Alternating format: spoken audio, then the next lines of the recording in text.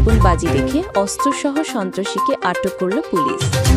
মুন্সিগঞ্জ প্রতিনিধি মোহাম্মদ জাফর মিয়ার পাঠানো রিপোর্ট অনুযায়ী মুন্সিগঞ্জ সদর উপজেলার রামপাল কলেজ পরীক্ষা কেন্দ্রের সামনে ১৪৪ ধারা ভেঙে প্রাইভেট কারে মোটরসাইকেলের ধাক্কা লাগাকে কেন্দ্র করে ৩ রাউন্ড গুলিবর্ষণের ঘটনা ঘটেছে।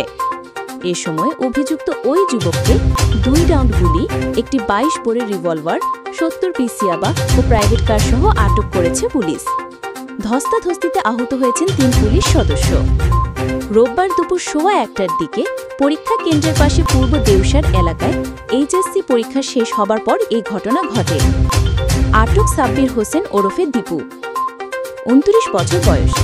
তিনি নারায়ণগঞ্জের ফতুল্লা উপজেলার মাজদাইর এলাকার হাজী আবুল কালাম তালুকদারের ছেলে।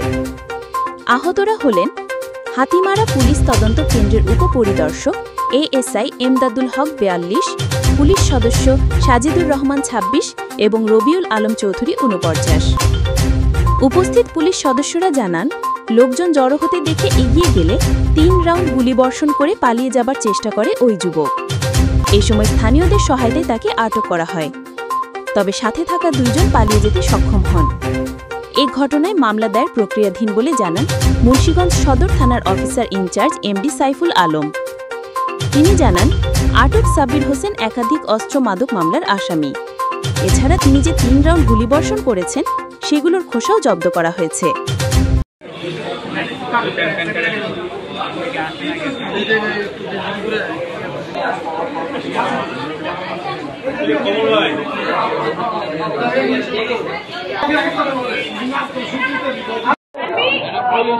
পায়ে যে আঘাত দিলে পাইছে